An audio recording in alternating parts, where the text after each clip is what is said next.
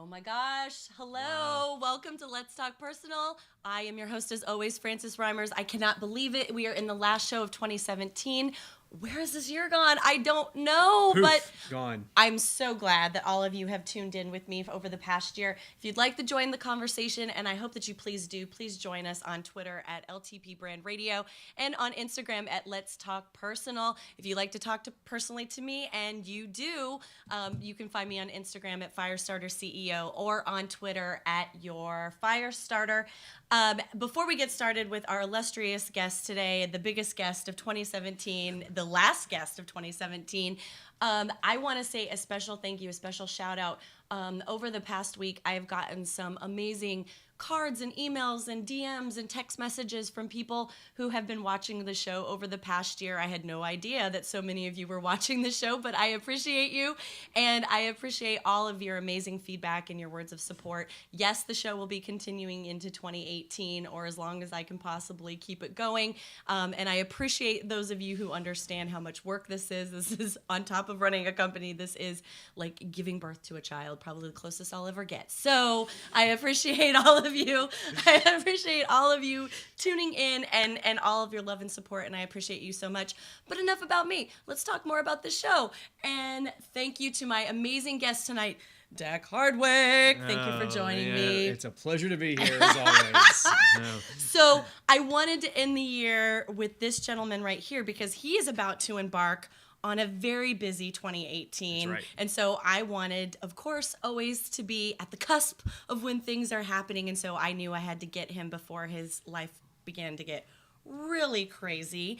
But because 2017 hasn't been yeah, crazy I mean, enough, it's been super chill for you. Super sure chill. It has. But I think next year's going to get a little bit busier, a little Might bit. be. So, and we're going to get into why in just a second. But Dak, for those who don't know who you are, and it's most of our viewing population is outside the DC metro area, you have a day job. I do. So let's talk about what that day job is, because it's pretty cool. Okay.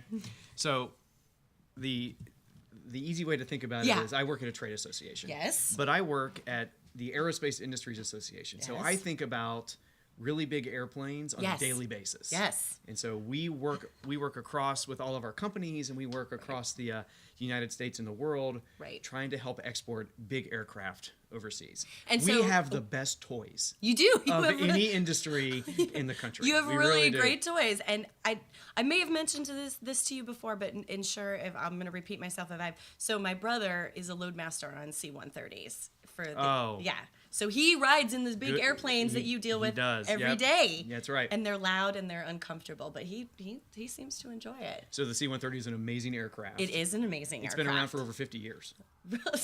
Go on, sir. You seem to know. It's been used in a variety of different ways, whether it's refueling or whether it's taking out bad guys. Yep. The C-130 is it's really the workhorse of the U.S. military. It is. And my brother, for all of you don't really know, my brother is about ready to go back over to Kuwait right after Christmas. And the reason that he has to do this is because they need supplies. And he and the 153rd Air National Guard out of Wyoming, the Wang, they take that. I mean, it really is right.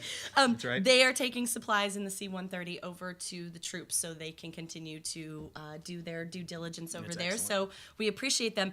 But you miss the meat of what I don't want to bury the lead. Yeah, don't bury the lead, buddy. What do you do in your day job? What is your role? So I am in trade and exports. I'm an international affairs guy. International affairs. He's not a spy.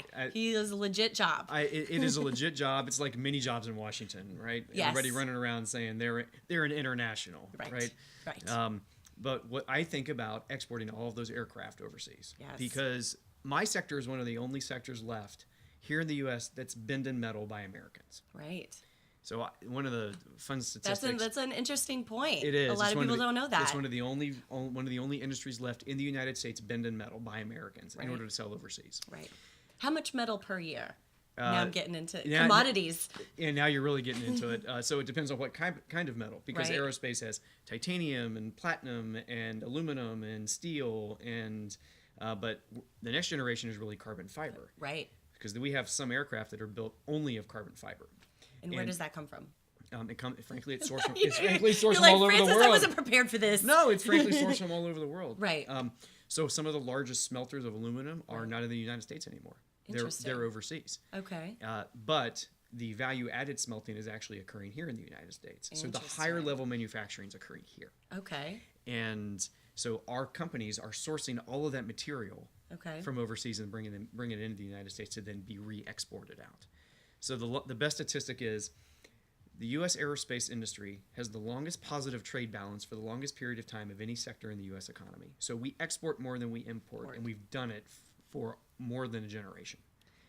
There you go. You learned something new It's great. today. It's a great business to be in. It is. Pushing the envelope. I mean, it's one of those industries where you've been around for over 100 years, but yet you're still on the cutting edge of innovation. Right. Because you can trace your lineage back to the Wright brothers, but then you can push forward and talk about hypersonics and going faster than Mach 4. Right. It's really fun to be in. It is. It's really interesting, and you're the guy on the hill, or in that space. In that space, that's right. And not exactly on the hill, but in that space, kind of helping this industry. That's right. Continue to move forward. And when you talk about your members are the Boeings, the Lockheed Martins, the Raytheons, right. And so 2.4 million aerospace workers around the country. Right. A lot of those are high-level engineers. Right. They are tradesmen, tradeswomen that have gone to a specialty school for a type of manufacturing. So we're doing here lots of small and medium-sized enterprises, because you see a Boeing aircraft, on the side of it says Boeing. Right. But behind that Boeing name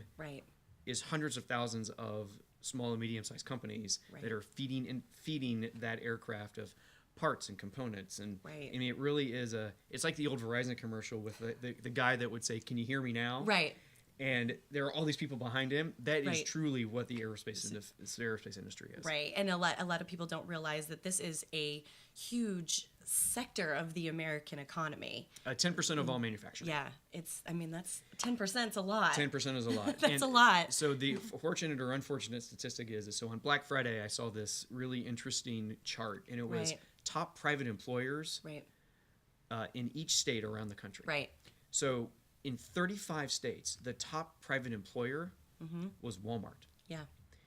In the next 15 states, one of those states was Wyoming, I'm sure. Yeah, it might have been. One of the next 15 states, what was the university health system of that state? Yes. So, for example, the University of Michigan is the largest private employer. Not any of the big three automakers. Right.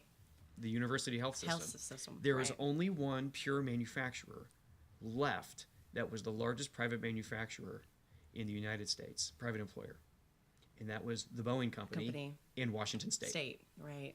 Because they've been making airplanes there for a very long time. They are still the largest private employer, but the Isn't only amazing? only ones built bend in metal, still here in the U.S. And it's really interesting. It's because we make the best stuff. Right. And the world wants the best stuff that we have. Right.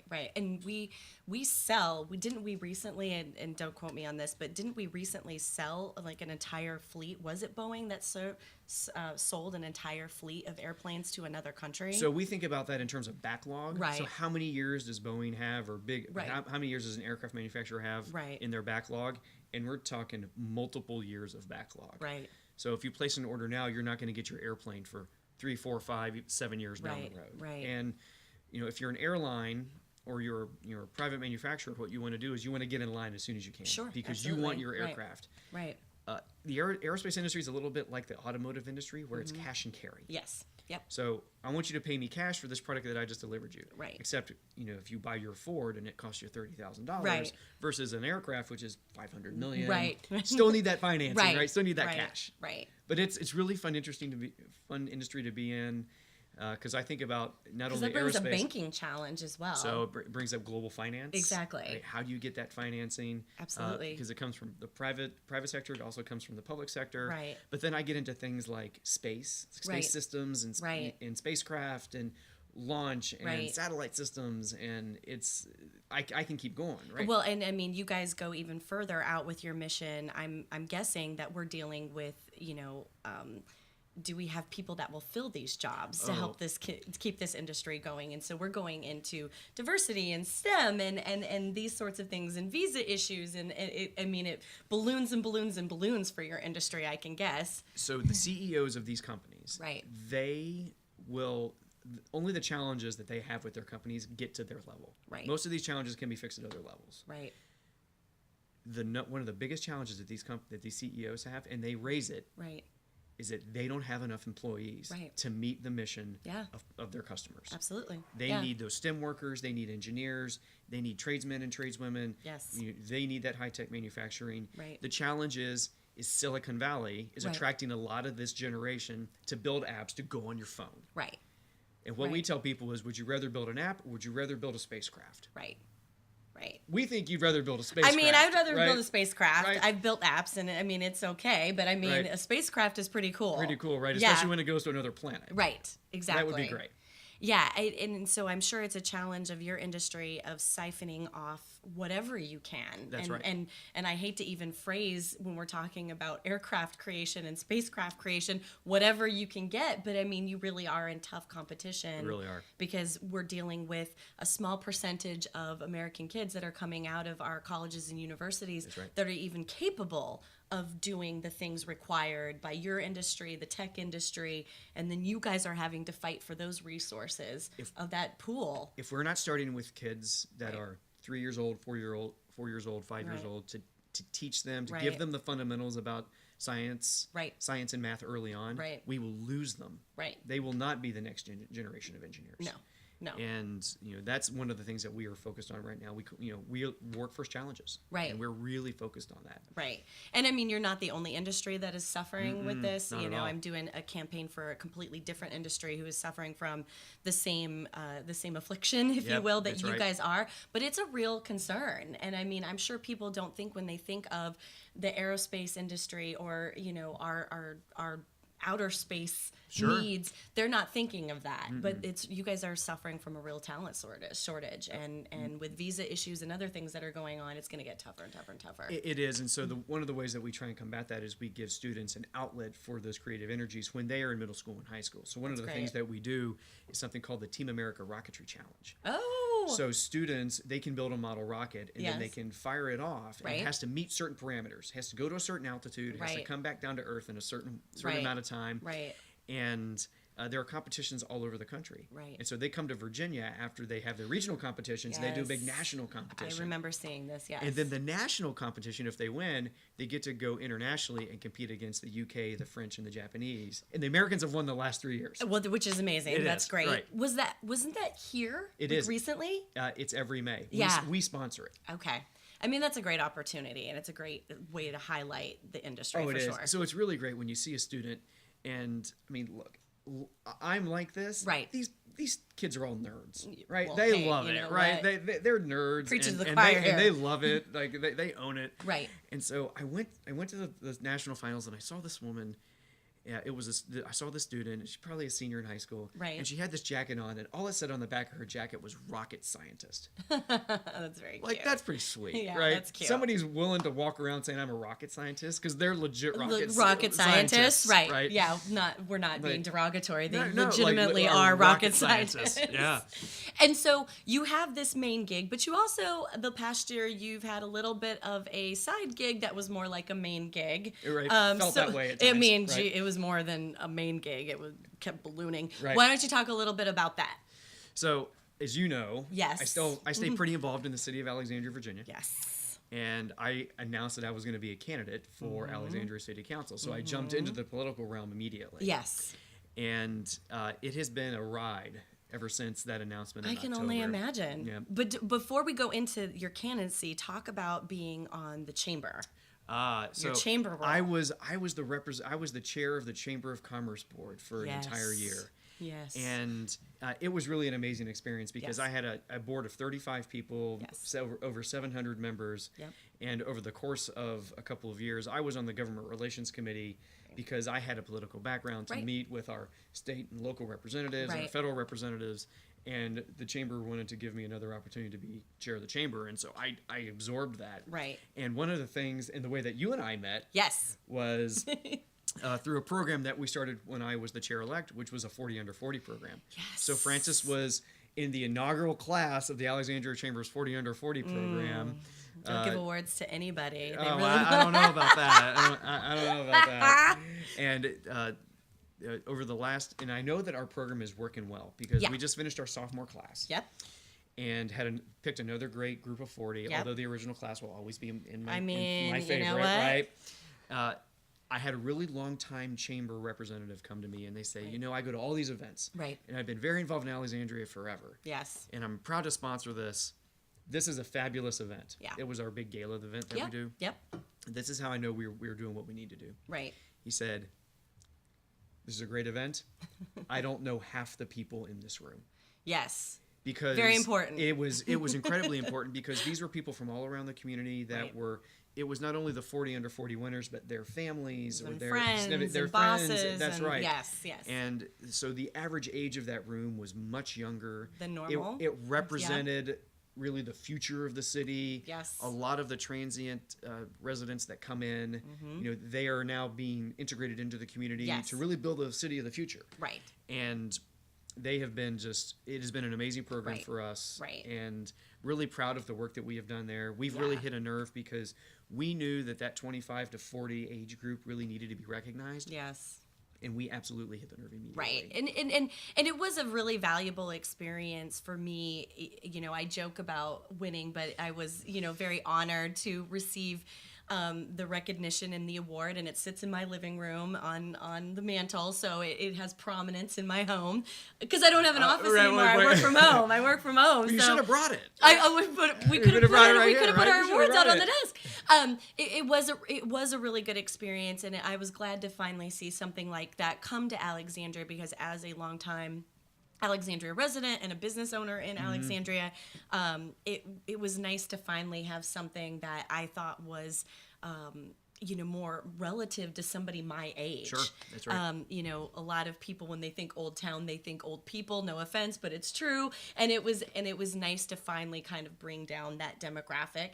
But a key thing that you're missing from our inaugural class is that it was very diverse too. Oh, it's economically diverse, culturally diverse, geographically diverse. That's right. And that's what I was very pleased about, and I think you guys accomplished it again in this second year, was trying to pull in people from all over the place. So that's the best. So I'm really glad you raised the diversity piece because in Alexandria, it's not hard to find. It's right there in front of you. Right. And but people don't think that immediately. They don't. They don't. Not at all. They really don't. And so when you go out and you see the types of people that are applying, right. I mean, age, race, geography, yes, marital status, like, sexual orientation, it was extremely every single cross section. That's careers. Right. I mean, I think one of the gals in our class, wasn't she like a stay-at-home mom or something?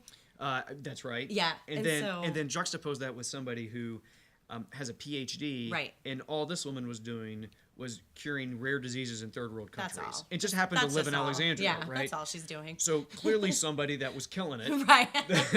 You're winning at life. Right. And frankly, this woman has become one of my good friends. Right. Because I didn't know her before this. Right. And just being around her and listening to how she thinks through problems and some of her own challenges. Yes. I sort of want to genuflect right in front of her. Like, oh my goodness, I can't believe you're doing that. That's a word that doesn't get used on the show very often. Good one. No, it was just a really good experience all around. And, I mean, there's 40 under 40s all over the place. Right. But I think specifically for Alexandria, this was needed on so many levels. That's right. And I'm really glad that you were able to kind of usher that in because it brought new people into the fold that would have never gotten involved with the chamber. And, while I'm sure the chamber appreciates new blood and new faces, the business community in Alexandria desperately needed new blood. That's right. Desperately needs new blood. And I think this was an excellent way to say, hey, we don't all look like this person. We're a collective body of people. So please join us. So I'm trying to bring those businesses, frankly, folks that have high disposable income. Right. Because that's how small and medium-sized companies, small and medium-sized businesses grow. I mean, you know this, you're a sole proprietor. Yes, I am. And there are a lot of sole proprietors that need some help. They do. It's hard. And if you're not, I can tell you firsthand, if you're not part of a business community, whether it's a chamber, whether it's something, it's almost impossible to do business. It can be tough. It's very impossible to do business. But So that was great, and that was something, but that's not the only thing that the chamber did in this past year under your leadership. Talk about a little bit more about what you accomplished. So even though I love the 40 under 40 program, yes, it's actually not clearly. It's actually not the largest growing program within the chamber. No. The largest growing chamber is, we call it the Alexandria Women's Professional Network. Yes. And the Women's Professional Network has had double-digit growth year over year over the last 3 years. Yes. And I had an opportunity to at least say some concluding remarks at our conference, back in March. And I tell you, like, I don't scare very easily. I'm standing in front of truly some of the most professional women in Alexandria I have ever met. Right. Some of them I don't know from Adam or Eve. Right. But some of them are my really good friends. Right. And I stand up there and I say, what do I have to tell you? Like, you're all in the room. Yeah. Like, you're here. Right. And you're learning from each other. You're learning about what you're hearing everybody else's stories, and you're taking that and you're applying it to your own life or to what you're going to do in your business. Right. I have nothing to offer except for how can I support you in whatever way that I can do that. Well, that's pretty much what we just want you men to do. Just say, what can I do? Well, that's all we want you to say. I remember telling the story about my mother. Yeah. Okay. Because my mother was a teacher. She was a big tennis player. Right. And so she was a high school tennis coach. She won 5 state titles in 4 years. And, oh, wow. So she had some students that went on to play professionally. Okay. And so I talked about how her influence on, because we didn't have a lot of money. Right. Mom was on a teacher's salary. Right. And she really buckled down and wanted to make sure that she taught her students, but at the same time, she had to raise me. Right. And, talk about her example and how she was raising me and things that she taught me as, a young boy and then, a young man and then a man. Right. So I learned a lot about how to be a man from my mother. Right. And I remember very specifically one of the things, we talk a lot about the Me Too moment that's happening right now in this country. And I'll never forget, I can't remember the exact specificity of where this event happened, but Mom said, this is how you treat women. Right. Like, she was very direct and very explicit about it. Right. And I will never forget that. And so she really taught me. And so I'm standing in front of these women, and all I can think of is my mother. Right, of like, course. These are this is the lesson that my mother taught me. Absolutely. So, and like everybody else, I'm not perfect. Right. But her example. Sure. Was really what I wanted to live up to. Right. So standing in front of these women was. Yeah. And then at the end, I think I did all right, and didn't make a fool of myself. You right? survived. Right? You survived. You did all right. I'm sure. But that program is unbelievable, and the staff at the chamber that are leading that, the volunteer leadership of the board, and the staff, the paid staff at the chamber. They are pushing full steam ahead on that program. And we're just seeing a tremendous growth. And you know what? That's great. Yeah, absolutely. Well, anything, for most people who don't live in the D.C. metro area, the city of Alexandria, where we live and work, we're kind of sandwiched in between a lot of very intense economic growth right now. So on one side of us, we have Prince George's County, which is in Maryland, which has seen just vapid growth because they have the MGM Casino and the National Harbor and other things in their domain. And then on the other side of us is Arlington, Virginia, which over the years has just grown at exponential rates, and is a place where people want to work, where they want to live, and we're sandwiched in between. And there is a historical component to why Alexandria has remained the way it's remained. It is a historical area. It's kind of the birthplace of where a lot of our country evolved from. George Washington prayed in Alexandria. Right, exactly. I mean, there's boat docks and other things that happened in Alexandria that have to be preserved for the posterity of our country. And so for very specific reasons, Alexandria, I think, has struggled over the years of how do we grow, but how do we maintain this historical integrity that people literally travel around the world to see. That's right. But we have people who live and work here and raise families here, and they want to grow their business here. So how do we have this kind of steel and glass corporate community housed right next to this brick and wood That's right. sleepy community that has wanted to remain. It's a very difficult challenge. Alexandria is a city of neighborhoods. Yes. It's only 15 square miles. Yes, it's very tiny. It's very small. If you had to, you could literally walk across Alexandria. You could. Yes. Very much so. But Yes. then you have, and the example that I like to use is you have Old Town, Right. which is the original Alexandria. Right. But less than a mile away, Right. you have the new National Science Foundation building, Right. which is arguably the U.S. government's research and development arm, Right. Yes. looking at next generation technologies, Right. within a mile of each other. Yeah. And, Yes. talk about a juxtaposition of neighborhoods, right? Right. And then you have neighborhoods like Delray, which is where the original Main Street is. Right. I mean, and Yes. the community that's based there is just It's all unbelievable. strollers and dogs and families. I mean, it really Yeah. is, right? Yes. And these are all within a mile of each other. Yes. And everything in between. Yes. And so how do you, just like you said, how do you put all of those things together and make it work? And I mean, you're leaving out the West End, which Well, is I can't because that's where I live. right, That's- right. I mean, and a lot of people don't know or don't live in Alexandria. The West End, I mean, is just seeing this constant evolution, and there's so many different ethnical communities that are within the West That's End, right. and there's so much economical change that is happening in the West End right now, and so Alexandria Yeah. is just literally a city that is. It is. So the west end of Alexandria has one of the largest populations from the Horn of Africa. Right. Right. Ethiopia, Eritrea, Right. and so those cultures are coming into that part of the city. And Yes. frankly, those are aggressive. They want to be aggressive business owners. Right. So they're opening coffee shops and restaurants, and Yep. and frankly, bringing some of their culture into Alexandria, and they're Right. creating their own history. Yes.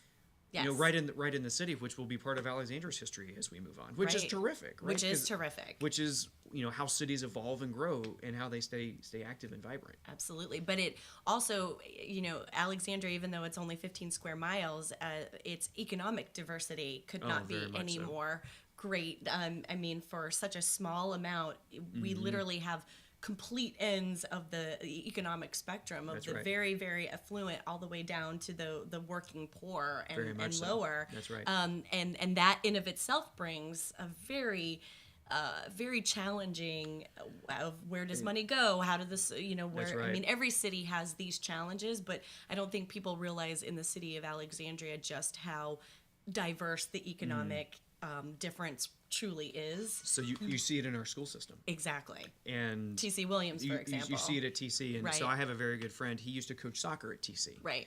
And he used to tell this story about how he had 20 students on his soccer team. Right. 19 of them were from different countries. Yeah. It's insane. And that is emblematic Right. of the diversity. We talked about diversity earlier. Yeah. That is emblematic of the diversity, the national and international diversity that we have in Alexandria. Yes. Going into the school system. Right. And frankly, it's our responsibility, whether we have kids or not. Right. To educate those students, to frankly make them productive members of society, because they're Right. they're going to be the ones that are going to inherit Right. what we leave to them. Right. Absolutely. And we have to be able to give them the best opportunity to succeed. That's Absolutely. our responsibility to them. Absolutely. And it is a challenge that I am not jealous of things that you have to figure out. And so we've alluded a couple of times over in our zigzag through this chat today. We've alluded a couple of times that he's up to something. This something that he is That's up right. to is you have announced your official candidacy That's for right. the Alexandria City Council. That's right. And so talk about why would you do this to yourself? Right. Why would you throw your hat in the ring? I when I heard that you were going to do this, I was not Not at all surprised. shocked. I was not. I get that a lot, Yeah, actually, I was right? like, okay, and the sky is blue, water is wet. Right. I was not shocked, but what was the catalyst? Mm. What was like? Yeah, I mean, yes, I've been in this pool for a long time, but no, I'm really jumping in. So I really grew up with community service. Yes. So I talked a lot about my mother. Yep. My father, I am my father's child. Right. Like, as long as the day is. Right. Right. My father was a community banker. Okay. And so he was in community banking for 55 years. And so Okay. I tell people he knew everybody else's business better than he knew his own because everybody wanted money from him Right, because yes, they wanted yes. to get some loans from him. Makes sense. But my father was always committed to being out in the community, working on nonprofit boards, trying to Right. raise money for the local college, Right. because he loved people. He Right. loved being around people. He loved being able to give back because he got a lot of value of helping people because for those that did not come from a lot. Right. Because my father didn't come from a lot. Right. The story that is true in the family is my father at 14 was told by his family that he had to quit school because he had to go help support the family. Right. He was the youngest of 3. Right. And instead of doing that, he went to work and he continued his schooling. So he Right. eventually ended up graduating from high school and he worked at a gas station. Okay. And so the way that he got into banking was he was responsible for all of the gas station's deposits. Ah. Okay. So he would walk from the gas station Right.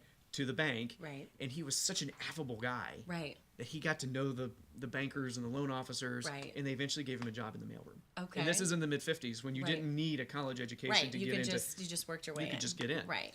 And 50 years later, 55 years later, Right. Dad passed away this year, unfortunately, Yeah. but he loved being in banking. He Right. loved it because he loved being out there and talking to people. And so Right. I really grew up with that. And so it was ingrained in me early about, to those who have a lot, they have to Right. give back. Right. And Yes.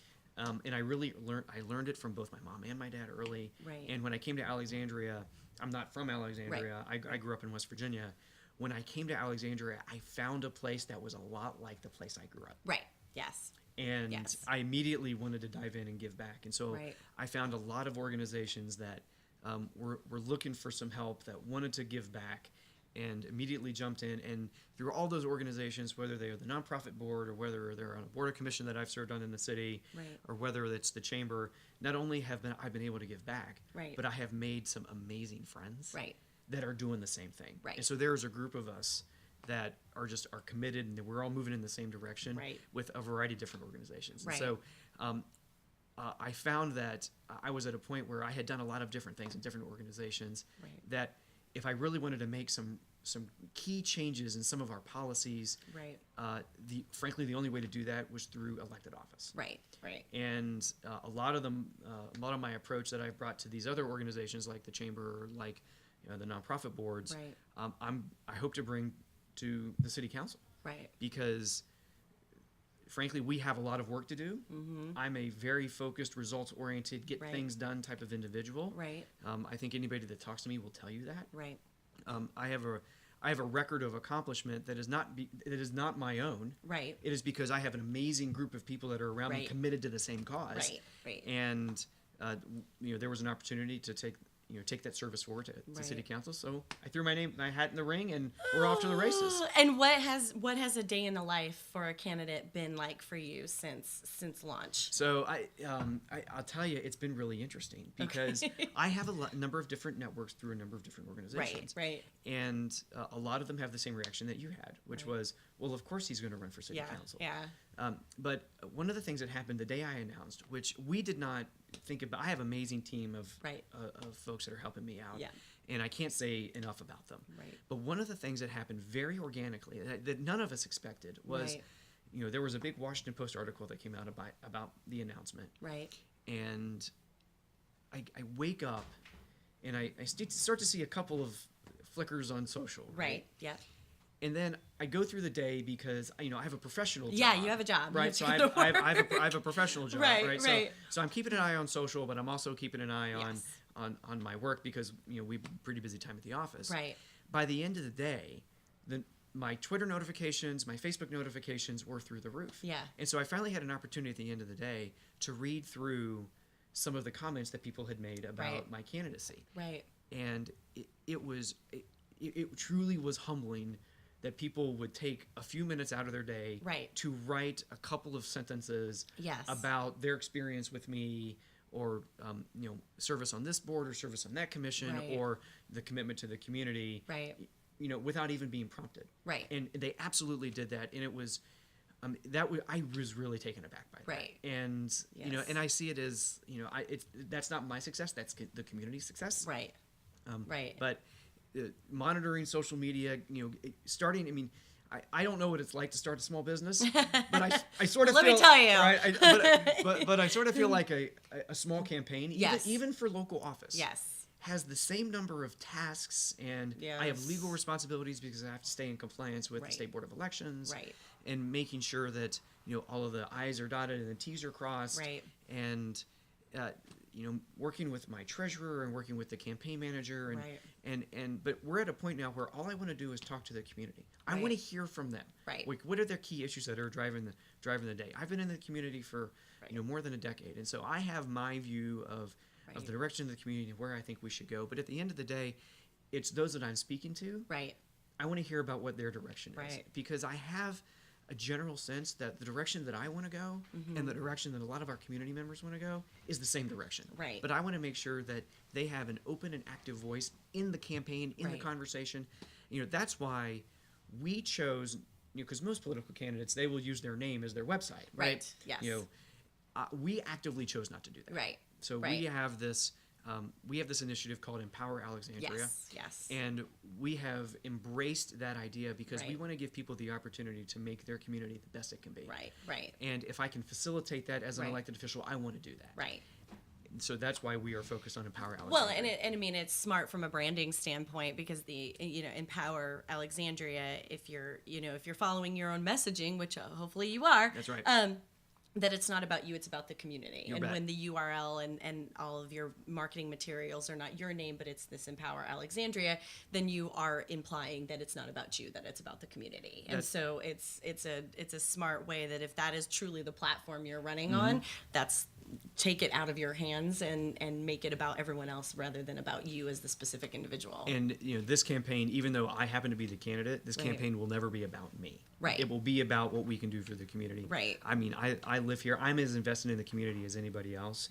So even though I'm running for office, I have a stake just like the next resident. Absolutely. And want to make sure that we're doing right by the community, both in the short term and in the long term.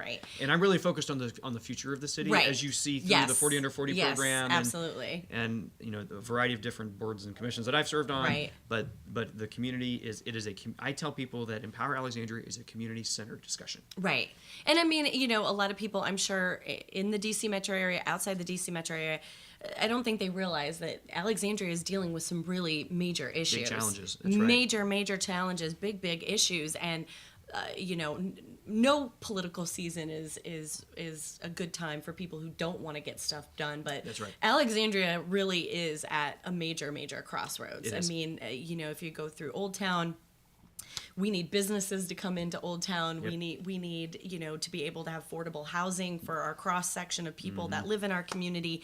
And these are not simple things to work through. They're not. And so those of you on the city council, and when is the mayoral election? Is it this year too? So it's the same time. It's this year too? So there will be a nominating contest for mayor. Okay. And that's on June 12th. Okay. And just this council and mayor are both on June 12th. Okay. I am not running for mayor. That would be hilarious. Boy, that would be breaking news if that were the case, right? Francis is running for Alexandria mayor. Oh God, no, thank you. No, thank you.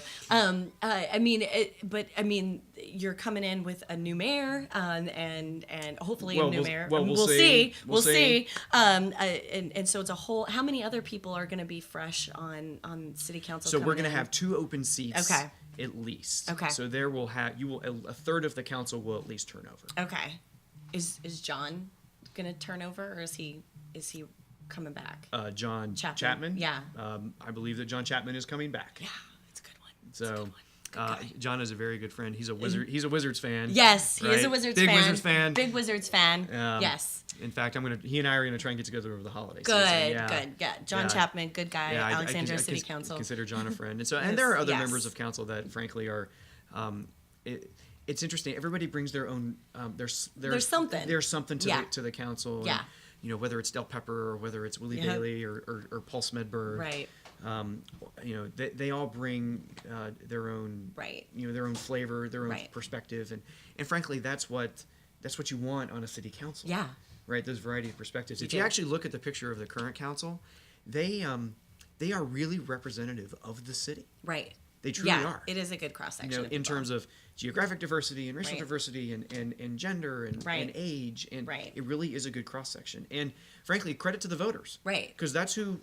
They That's won who in make there. those elections, Right. and Absolutely. they are making those choices. That these people represent us, and they are representative of the community. And there are some communities around the country that don't have that type of No, representation. it's completely opposite of the Can people be. they serve. That's Yeah, right. and that's a good segue into a thought that I had. I mean, we are in a political climate We from are. a national standpoint where I am a big believer that government is best at the local level. Mm-hmm. That's the Republican upbringing in me, but I really do believe that government is and we as individuals have more of an ability to impact Mm. government changes or not changes at the local level. That's right.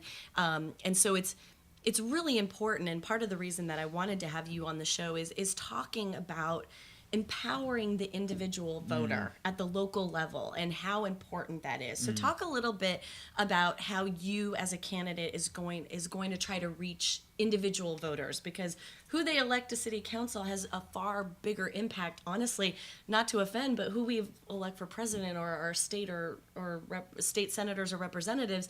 Yes, that's important, Right. but it really starts even deeper at It the does. local level. And I think, I'm a big proponent of that. And so how are you going to be touching the individual voter so that they understand your platform and what you're trying to do, and getting them involved in government That's if right. they've never been involved with government before? That's right. So I tell people, you have to go to where people are, Yeah, both geographically and in their head. right, You have to meet them where they are. right, That is absolutely what you have to do as a candidate. right. So for me, I'm going to spend a lot of time knocking on people's doors. Yeah, yeah, you got to. And being able to have a one-on-one conversation, Right. to talk about some of the issues that they are concerned about, Right.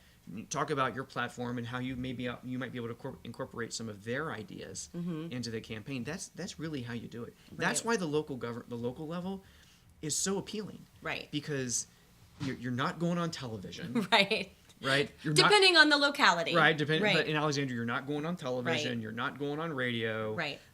You might end up in people's mailboxes. Right. But that connection, that one-on-one connection with the voters, Right. is really how you get your message out. And frankly, Right. voters should demand that from Yes. their elected officials and from their candidates. Absolutely. You should come to my home and tell me why I should vote for you, because Right. it's something that I have to give. Right.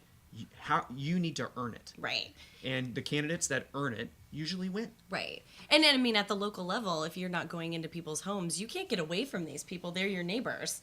Not at They're in all. the grocery stores with you. They're, That's your right. kids go to the same schools. You don't get to, That's you right. know, run away. I had lunch not too long ago with former Alexandria Mayor Carrie Donnelly, dear friend of mine, and we were Campaign talking. co-chair. Is right? he really? He is a campaign co-chair. That's hilarious. You didn't mention that. Yeah, Okay, well that's that's funny. right. I mean, I simply adore him Yeah. because he is a politician through and through, and I love having conversations with him because you're truly dealing with one of the best. That's right. He just has so many stories, and he can literally talk for days and days and days if you just wind him up and let him go. But we were talking about the importance of, I think people are forgetting in this political climate and everything that's going on. I think people are truly forgetting that, okay, if you like or don't like what's happening up on Capitol Hill, you're not powerless. That's right. You can go right down to your city council. That's right. And impact change. And it's not even just city council, it's your school boards and these things too. That's right. These are all extremely important, and I think people are getting very doom and at least 50% of the population right now is getting very doom and gloom about what is happening, and they feel very powerless. And I remind people constantly, you have so much power at your disposal and you're not exercising That's it. right. Go to school board meetings, go to city council That's right. meetings, get to know these people That's actually one-on-one. I mean, you probably, most people probably just checked a box on their ballot. I mean, that's the reality at the local level. But get out and actually meet these people, because they're the people that are enacting the change that's impacting you the most. That's right. So some of my favorite experiences, frankly, are when I'm out in the community, Right. and I have somebody come up to me And the way that they introduce themselves is, "Hi, I'm interested in your candidacy." It's, "Hi, I follow you on Twitter." Yeah. And so that's great for me. I get that too, but it's much more creepy. Yeah. Let that one hang where it is. Right. But then we get in a conversation because I may have sent something out and they had a question about something nice, and that immediately starts a conversation. And so that's some of a transition from into our digital age where you have to meet where people are. Well, for better or for worse, people are here. Yeah. All the time. They are here, and so you have to meet them where they are. Right. But that gives you an outlet or a vehicle to then see them one-on-one, face-to-face, because we cannot underestimate the value of being able to have a basic conversation with somebody. Right. And we have, unfortunately, in this country, we have self-selected ourselves out of certain populations, and we're no longer having a community conversation, except at the local level. Right. And that's why the local level is hard. It is a hard place to be because you're right. You can't run away from them. They are your neighbors. Right. But it frankly is the one level of government that if it doesn't work, all things fall apart. Right. Yes, absolutely. There's an old phrase, there's no such thing as a Republican pothole or a Democratic pothole. Right. There is a pothole. Right, absolutely. Right? And it needs to be filled. Right. It absolutely has to be filled. Yeah. So how are you going to get that done? Sure. And frankly, whether you're in the Washington, D.C. area or Alexandria or whether you're any place else in the country, your expectation is that your local government is going to function in a way that provides you the best service possible. Right, right.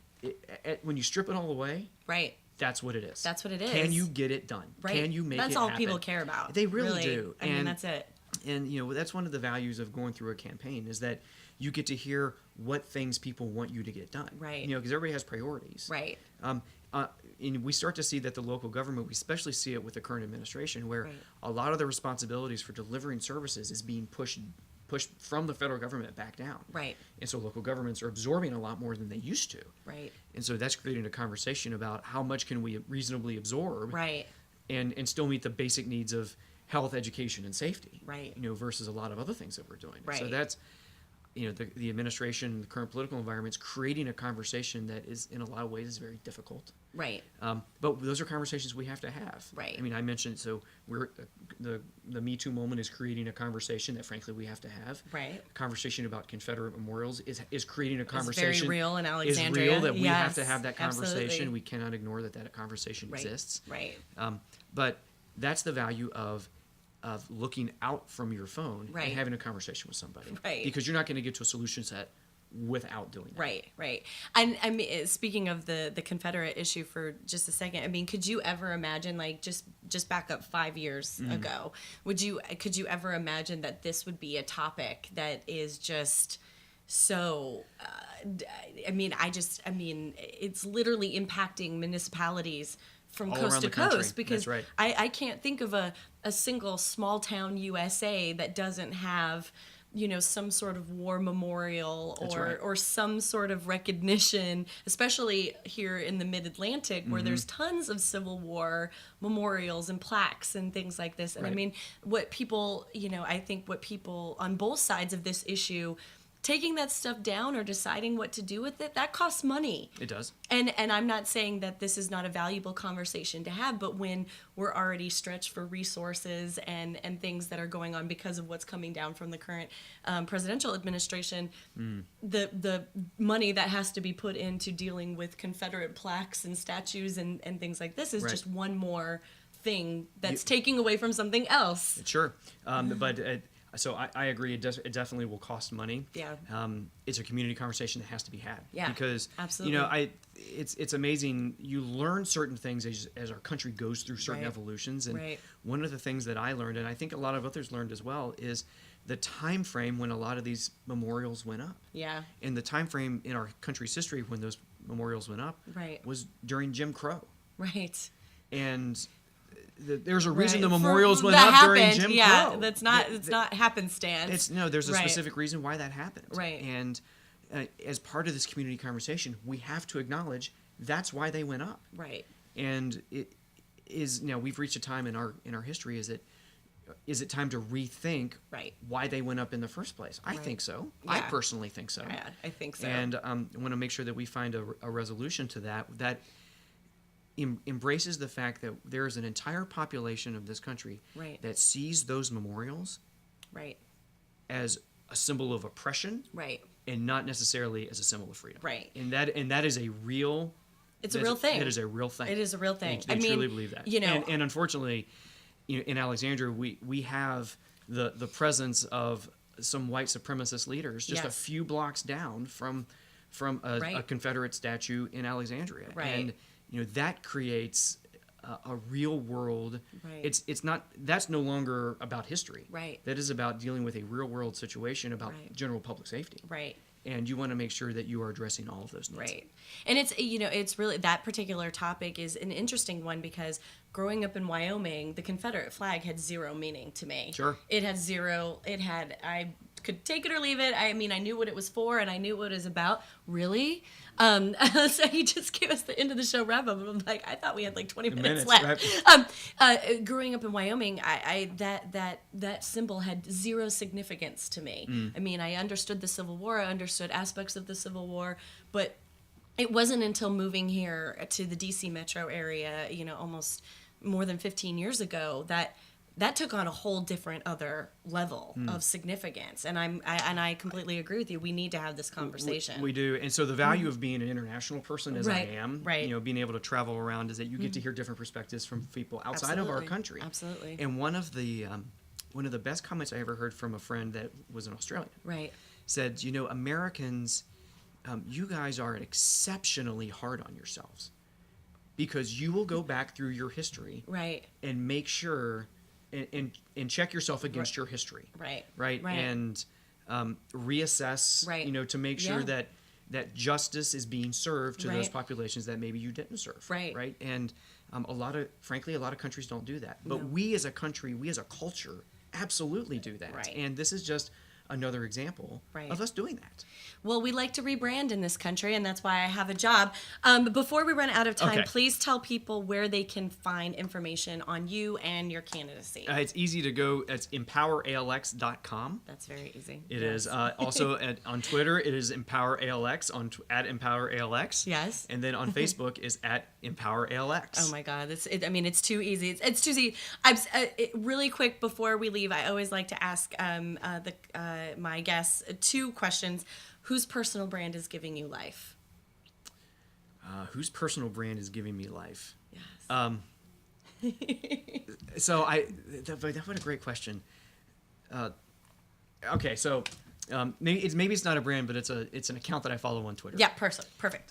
So my undergraduate is from Indiana University, Yes, so I'm a yes. basketball fan. Yes. And I will follow a lot of the Yes. IU things on Twitter. And one of my favorite accounts is an account called Chronic Hoosier. Okay. And so this guy who runs this runs this Twitter account, it's like old man yells at cloud, but like this guy is yelling at the television through his Twitter account during basketball games.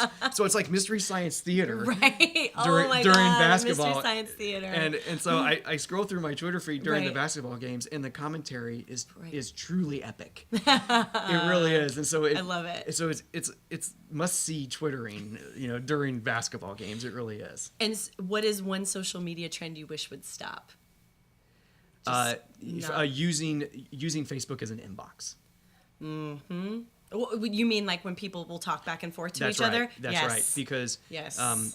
conversations that occur on Facebook never end well. No, usually They not. don't. They usually don't end well. And so one of my what I've told my team of how I will approach Right. it, in the campaign Yes. is if somebody wants to ask me a question on social media about it, I'm happy to have that question. Right. Bring that on. I Right. want to have that conversation. Right. But I'm going to send you my email address or my telephone number, and we're going to have a conversation. Yeah. And we're not going to do it on social media. Take it offline. I mean, we really need to. And Yes. for no other reason than I feel like I want to have more of a connection with somebody's concerns. Yes. Rather than staring into my phone or staring into my 12-inch computer screen. Right. So- My 2018 thing that I'll be broadcasting across all my social media is 2018 take it offline.